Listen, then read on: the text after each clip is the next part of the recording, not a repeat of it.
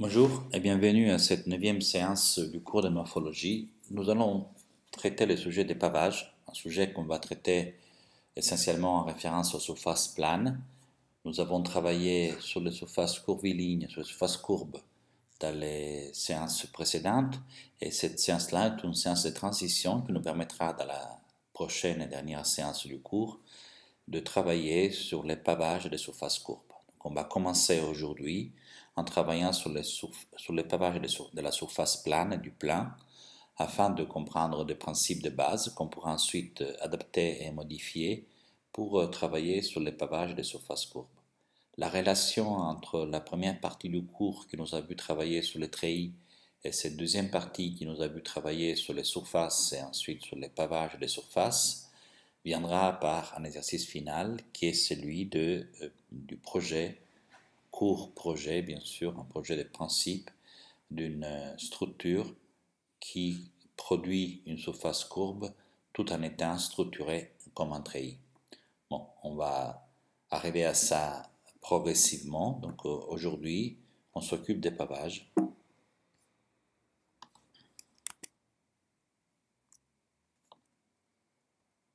Et voici donc la table de matière de cette séance. On va d'abord introduire le concept de périodicité à l'aide à l'appui en fait de deux concepts connus qui sont, ou en tout cas qu'on va préciser, s'ils ne sont pas forcément précisément connus, mais disons euh, qualitativement connus, qui sont ceux de frise et de pavage. On va les préciser d'un point de vue géométrique et mathématique. Ensuite, on va introduire un certain nombre de pavages caractéristiques ayant certaines propriétés. La propriété de la périodicité d'abord, ensuite la propriété de la périodicité, et puis on va parler aussi d'espaces non euclidiens, ce qui introduit un certain nombre de questions qui sont propres d'un univers géométrique beaucoup plus complexe que celui effectivement qu'on a l'habitude d'appeler euclidien. Alors tout d'abord, l'introduction du concept de périodicité passe, comme je vous disais, par l'introduction d'abord de ce terme, qu'est-ce que ça signifie périodique, et ensuite par l'image de ce qui est une frise, de ce qui est finalement un pavage. Alors tout d'abord, la périodicité est une propriété géométrique, qui peut être énoncée comme il suit. C'est la propriété de la répétition dans des conditions identiques à des intervalles fixes qu'on appelle des périodes. Or, cette propriété peut se produire dans l'espace. Donc, si en me déplaçant dans l'espace, je retrouve à des intervalles fixes des répétitions des conditions que j'avais euh, déjà retrouvées précédemment dans mon parcours sur l'espace, alors je suis face à un objet qui est périodique dans l'espace. De manière similaire, on peut retrouver des phénomènes, des choses qui sont périodiques dans le temps.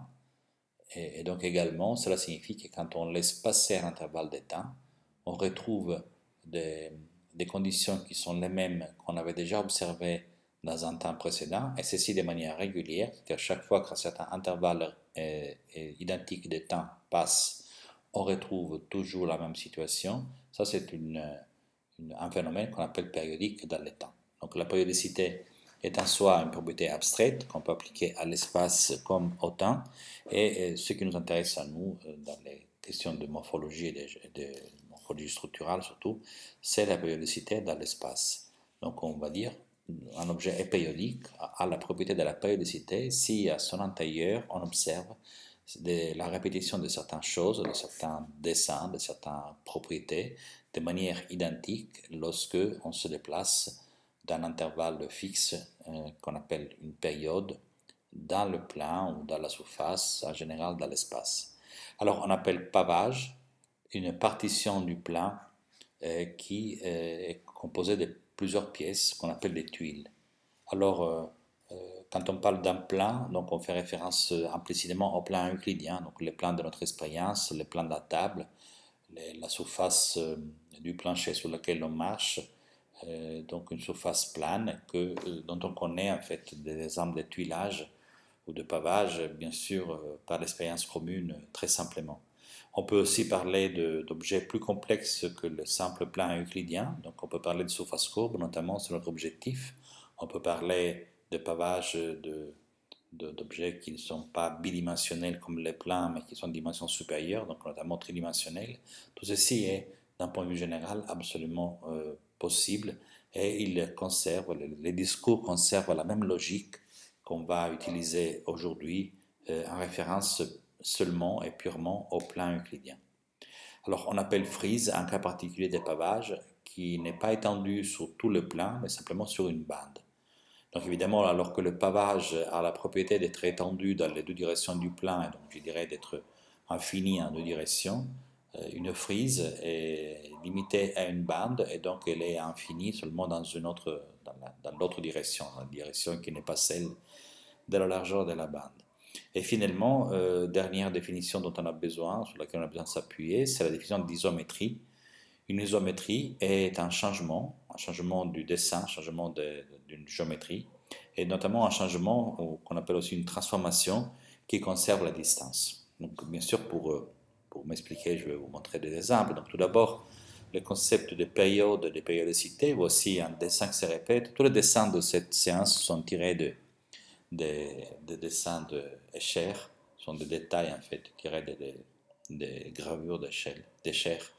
Donc voilà, ici un exemple de répétition périodique. Vous voyez que l'âne, il est dessiné identique à lui-même à des distances égales. Donc quand je me balade dans un sens ici qui est le sens horizontal, je retrouve avec une période précise, toujours la même, je retrouve toujours la même chose. Alors, vous voyez, la courbe dessinée est une courbe qu'on appelle sinusoïde et c'est la courbe qu'on obtient quand on projette sur un diamètre un point qui se déplace sur le cercle.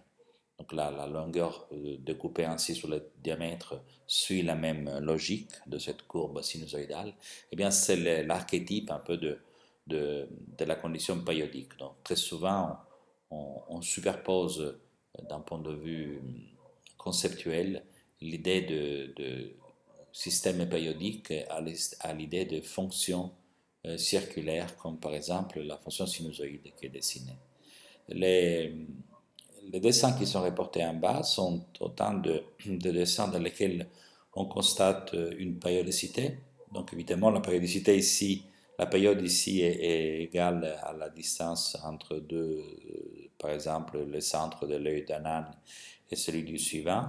Alors ici, il faut aller chercher plus loin pour trouver la situation identique et ainsi de suite. Et également si on regarde évidemment par les bas. Alors, un pavage est, comme on a dit, une couverture du plan réalisée par des tuiles. Et donc, un puzzle est un exemple limité à une surface de tendu limité. C'est un exemple de pavage. Évidemment, ce qui est caractéristique du puzzle, ce qui est vraiment sa propriété, c'est que toutes les tuiles sont différentes. Toutes les pièces du puzzle sont différentes. Il est théoriquement impossible de placer une pièce dans la mauvaise place parce qu'en fait, elle est incompatible avec le trou qui est laissé par les pièces contournantes si celles-ci sont placées évidemment dans la bonne place. Donc ça, c'est une première image de pavage qui est une image euh, réelle, enfin, comment dire, juste. Donc c'est un pavage, bien que limité à une portion du plan. Il a, d'un point de vue technologique, on pourrait dire l'inconvénient de se composer des pièces qui sont toutes différentes. Et évidemment, il a donc une sorte de complexité intrinsèque.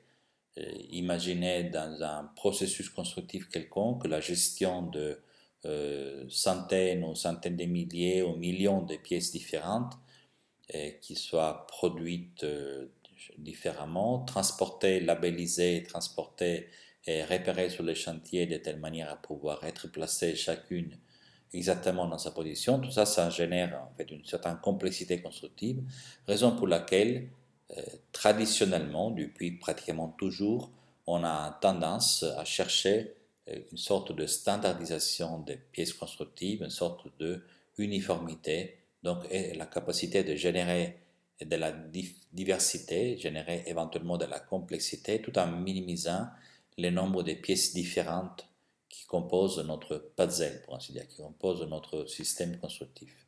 Or, la raison pour laquelle on étudie aujourd'hui les pavages, c'est justement la raison de maîtriser, ou en tout cas avoir les éléments de base du langage pour maîtriser ce développement de la complexité qui dérive dans, dans le mécanisme, dans la fonction du pavage, qui dérive de la diversité des pièces par rapport au résultat, à la diversité des assemblages possibles.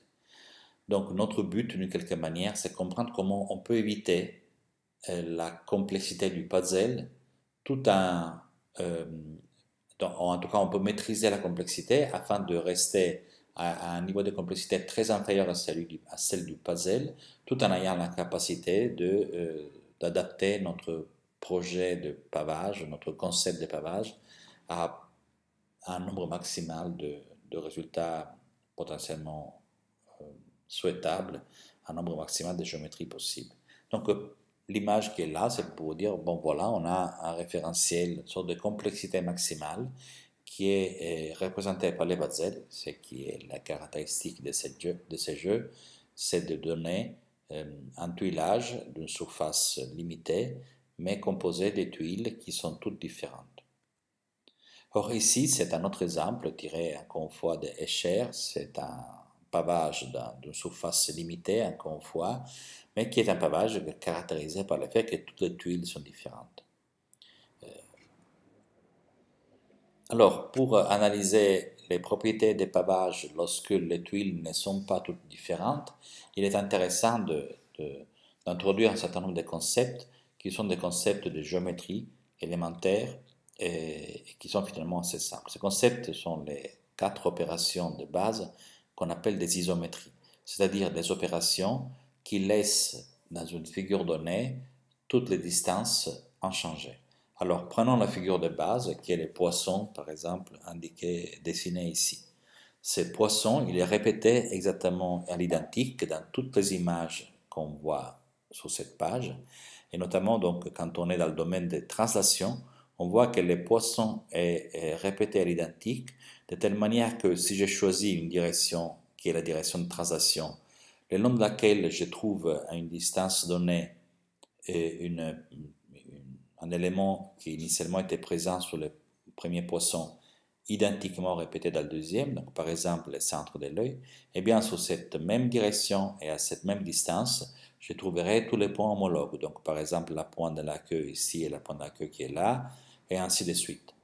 Or, ce qui est caractéristique de cette transformation, donc translation dans ce cas, ça s'appelle comme ça, et c'est la propriété d'être une isométrie, c'est-à-dire si je prends la distance entre n'importe quel couple de points ici, je trouverai exactement la même distance sur le couple de points homologues après transformation. La même propriété se produit pour toutes les couples d'images que vous voyez dans ce dessin. Donc on va passer à la rotation. Évidemment, c'est assez simple, alors que sur la translation, on retrouvait un point homologue à une distance donnée sur une direction donnée. Ici, sur la rotation, on trouve un point homologue à un angle donné sur une rotation effectuée par rapport à un point donné. Donc, ce sont des concepts que vous avez aussi vus et appris probablement à maîtriser dans les cours de statique. Donc, je ne vais pas m'attarder beaucoup sur les translations et les rotations. Et les rotations et les translations, d'ailleurs, sont les seules deux isométries qu'on peut réaliser avec un corps matériel, avec un objet réel. Mais les propriétés de l'isométrie vont au-delà de la réalité matérielle des choses et sont des propriétés qui sont propres des figures géométriques. Donc, la réflexion. La réflexion est typiquement ce qu'on voit au miroir. Donc, l'image au miroir est l'image réfléchie de l'image initiale. On ne peut pas obtenir l'image réfléchie par une transformation qui prend l'image initiale et qui la transforme en préservant sa nature matérielle. Et l'image réfléchie se trouve être d'une quelque manière l'opposé de l'image initiale, donc on ne peut pas générer une transformation réelle de l'objet réel initial qui le transforme dans son image réfléchie. Par contre, on peut très bien produire une image réfléchie. Et l'image réfléchie, elle a la propriété de l'isométrie. Si vous regardez la distance entre points homologues dans le processus de réflexion, la distance entre couples de points homologues est préservée, et donc on a bien une réflexion. La dernière et quatrième et dernière transformation que je vais vous montrer et qui complète le cadre des, des isométries est la réflexion translatoire. Or, on peut simplement imaginer la réflexion translatoire comme la suite des deux opérations isométriques, la réflexion d'abord et la translation après, ou inversement, la translation après et la réflexion d'abord. Et on voit très bien et très intuitivement ceci dans l'image. Or, c'est le fait qu'une opération est obtenue par deux isométries, pour le fait que chaque isométrie préserve les distances mutuelles entre couples de points de l'image initiale, signifie que cette transformation composée préserve aussi les, les distances entre points initiaux et donc elle est aussi une isométrie. Et donc chaque fois qu'on a deux isométries, on peut toujours les composer pour en obtenir une autre. Et évidemment, quand on compose deux translations, on retrouve encore une translation. Et là, on voit que quand on compose une translation et une réflexion, on trouve une réflexion translatoire. Eh bien, on peut jouer avec cette histoire de la composition et on peut se rendre compte que sur les quatre opérations isométriques que vous voyez au tableau, on peut toujours en prendre trois, n'importe quel triplet comme système de base et obtenir la quatrième par une composition des autres. Donc ici, par exemple, on est arrivé à la réflexion translatoire en la prenant comme la composition d'une translation et d'une réflexion, mais on pourrait également choisir de prendre la réflexion translatoire, la réflexion et la rotation comme éléments de base et obtenir la translation comme la composition d'une réflexion translatoire et d'une réflexion, de manière assez intuitive et assez directe, vu que la réflexion translatoire peut s'obtenir par une translation et une réflexion, il est clair aussi qu'on peut faire l'inverse et donc obtenir la translation par une réflexion et une réflexion translatoire. Et ainsi de suite, il est possible de jouer avec ces isométries. Alors, ce que vous pouvez faire très facilement pour jouer avec les isométries, c'est prendre les lettres suivantes, les P, la lettre minuscule, la lettre P, la lettre de l'alphabet latin, la lettre P, la lettre B, la lettre Q et la lettre D. Et vous voyez que ces quatre lettres elles sont obtenues par des isométries sur le même glyphe. Donc, on peut prendre un P, par exemple, générer une réflexion d'axe vertical, obtenir un Q, générer sur ce Q une réflexion d'axe horizontal, obtenir un D, et générer encore une réflexion d'axe vertical, obtenir un B, ou ainsi de suite. On peut prendre un B, imaginer une rotation de 180 degrés et obtenir ainsi un Q, et ainsi de suite. Hein. Ces quatre lettres, effectivement, se prêtent à cette étude de différentes compositions des isométries. Et donc, voilà, je vous invite à jouer avec ces petits jeux de logique.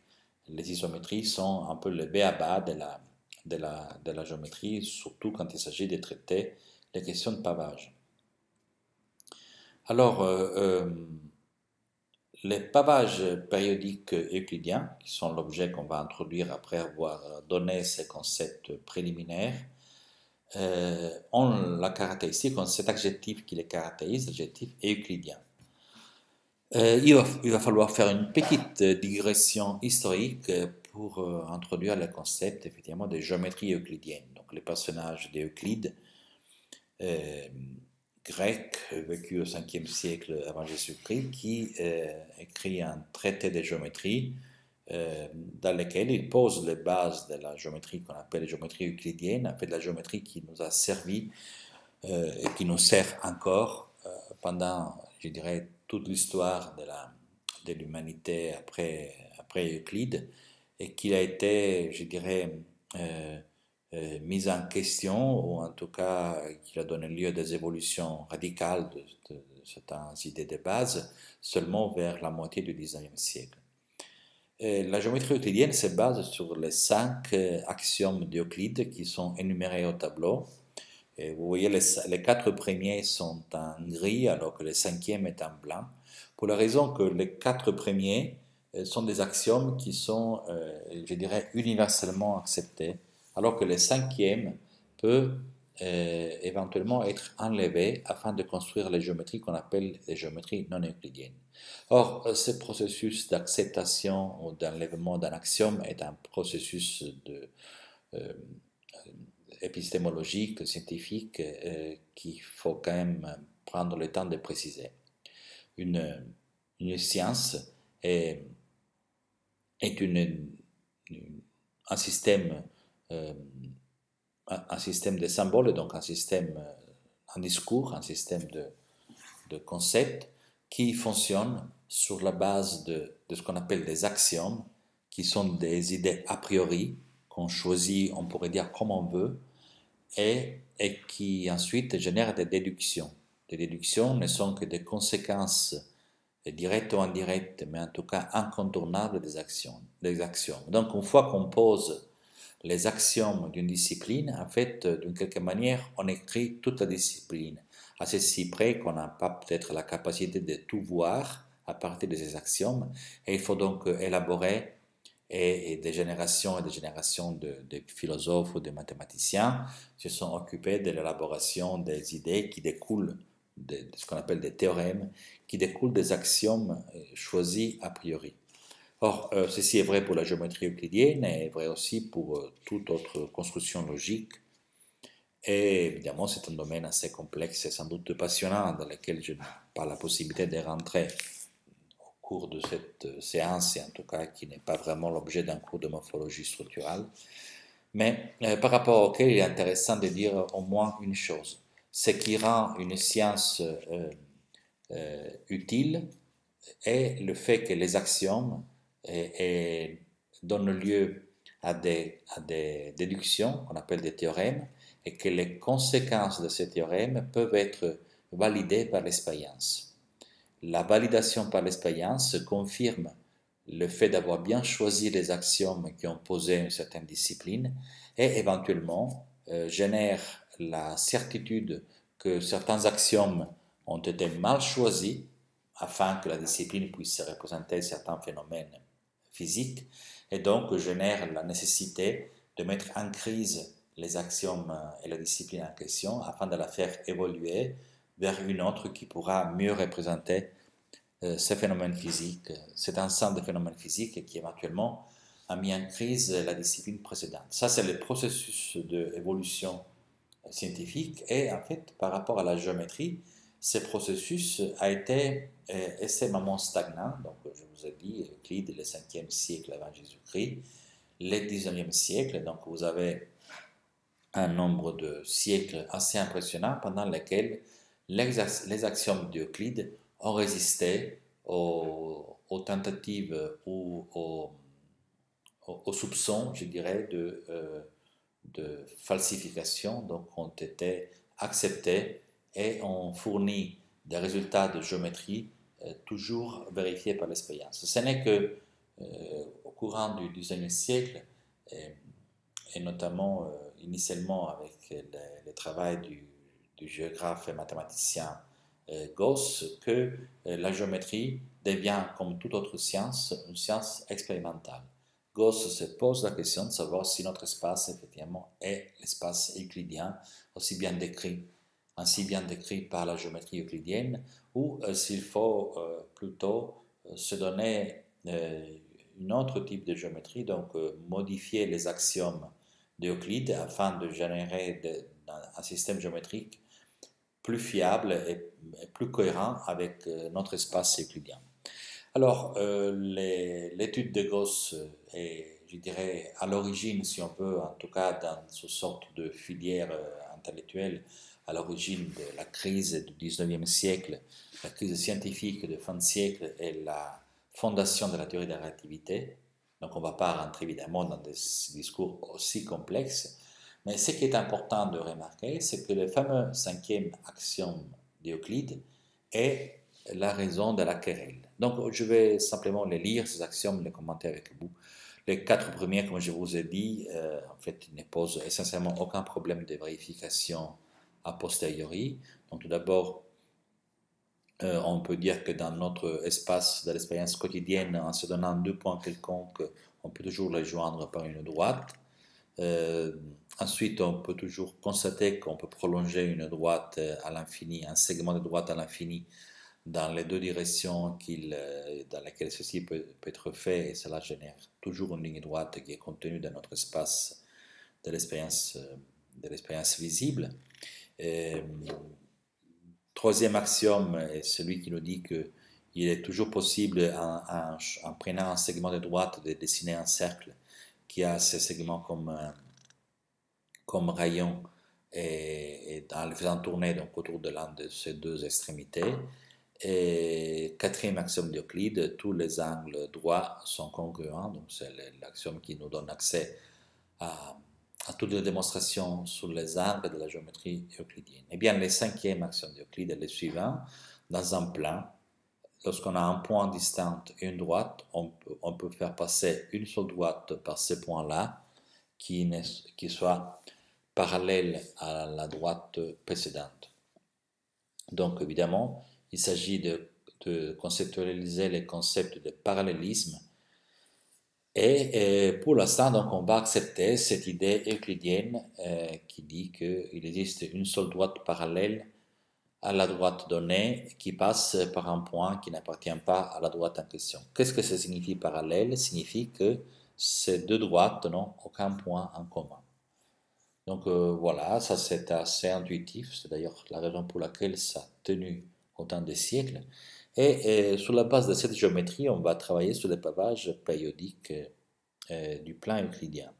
Alors, on appelle pavage périodique des pavages qui couvrent le plan simplement par traçation d'une cellule élémentaire, sans utiliser ni de rotation, ni de réflexion, et donc ça va de soi, ni de rotation, réflexion transitoire.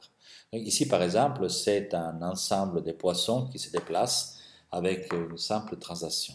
Alors, on a deux types de pavages périodiques de ce type, des pavages qu'on appelle simplement périodiques et des pavages qu'on appelle bipériodiques. Donc, un pavage est dit périodique, ou de manière plus courte, simplement périodique, quand on est dans la situation, par exemple, du dessin de gauche, dans laquelle il existe une direction, il a un sens, dans lequel on retrouve les motifs de ce pavage. Donc, si je me déplace d'une cellule vers la droite et deux cellules vers le haut, je retrouve toujours, quel que soit l'endroit dans lequel je suis dans ce pavage de gauche, je retrouve toujours le même dessin. Donc ça, c'est un pavage périodique. Alors qu'à droite, j'ai une propriété qui est plus forte. Parce qu'en fait, il existe deux directions. Par exemple, la direction verticale et une direction inclinée ici, de 3 pas vers la droite et un pas vers le haut. Et je constate que je peux me balader dans n'importe quelle laquelle de ces deux directions. Et par conséquent, je peux me balader dans une composition de ces deux mouvements qui est arbitraire. Donc n'importe quelle composition de ces deux mouvements donne lieu à un mouvement qui retrouve le motif initial et donc qui vérifie la périodicité. Voilà donc pourquoi le pavage de droite se dit bipériodique alors que le pavage de gauche se dit simplement périodique. On appelle régulier un pavage qui couvre les plans entiers à l'aide d'une seule cellule qui elle-même est un polygone régulier. Alors, qu'est-ce que c'est qu'un polygone régulier? C'est un polygone qui a tous les côtés égaux et tous les angles égaux. C'est donc, par exemple, le triangle équilatéral, les carrés, les pentagones, l'hexagone, l'heptagone, et ainsi de suite. Tous les polygones que vous connaissez déjà. Alors, quand on veut faire ça, on veut couvrir les plans avec des polygones réguliers, on n'a que trois solutions. Donc, on a juste la possibilité de couvrir les plans avec des triangles équilatéraux, avec des carrés ou avec des hexagones. Donc voilà la couverture du plan par des triangles équilatéraux. On peut constater que cette couverture est une symétrie qu'on appelle d'ordre 3, parce que quand je tourne d'un angle qui est 370 degrés divisé par 3, donc de 120 degrés, je me retrouve exactement face à un système d'un réseau de lignes qui est identique à celui que j'observais avant rotation. Donc si je me trouve à un point quelconque de ce plan pavé par des triangles équilatéraux et que je tourne autour de mon axe propre, de ma verticale, je tourne de 120 degrés, je ne peux plus dire, à la fin de cette rotation, je ne peux plus dire dans quelle dans quelle direction j'ai tourné. En fait, je retrouve exactement la même condition que j'avais initialement. Et je peux faire donc autour de moi-même, je peux identifier trois de ces axes. Donc je peux tourner 3 fois de 120 degrés et chaque fois je me retrouve dans les conditions initiales. Or, le pavage par des carrés, c'est le suivant. Il a la symétrie d'ordre 4. Donc je peux me tourner dans 4 directions du plan et chaque fois je me retrouve face à un horizon peuplé par exactement les mêmes images. Et voilà donc le concept de symétrie d'ordre 4. Alors ce qui est marrant, c'est que donc, la symétrie d'ordre 3 existe, la symétrie d'ordre 4 existe. On pourrait s'attendre que la symétrie d'ordre 5 existe, eh bien non. Il n'est pas possible de paver les plans par des pentagones, ça c'est une information très importante. Et ensuite, on a la symétrie d'ordre 6. Donc, il est possible de paver les plans avec des hexagones. Voici l'exemple. Et dans ce cas, donc, on peut tourner autour de soi-même dans 6 directions différentes, écartées de 60 degrés l'une par rapport à l'autre, pour retrouver la même image. Alors, on peut aussi ajouter au pavage précédent ceux composés de rectangles qui ne sont pas donc des pavages réguliers, parce qu'un pavage régulier, par définition, il est composé de polygones réguliers. Et ces pavages composés de rectangles comportent une symétrie d'ordre 2, c'est-à-dire qu'il existe la possibilité de me tourner dans un sens ou dans le sens opposé, donc 180 degrés de rotation laisse la vision identique. Donc on a la symétrie d'ordre 2 qui est potentiellement faisable, celle d'ordre 3, celle d'ordre 4. On n'a pas la symétrie d'ordre 5 et on a la symétrie d'ordre 6. On n'a pas de symétrie d'ordre supérieur. Donc cette symétrie d'ordre 5 génère une sorte de trou conceptuel dans le monde des pavages, un trou qu'on pourra combler, on verra un peu plus tard comment. Alors on appelle semi-réguliers des pavages qui ne sont pas tout à fait réguliers. Donc, ce sont des pavages qui sont encore obtenus par des polygones réguliers, mais non pas par un seul polygone. Euh, il a,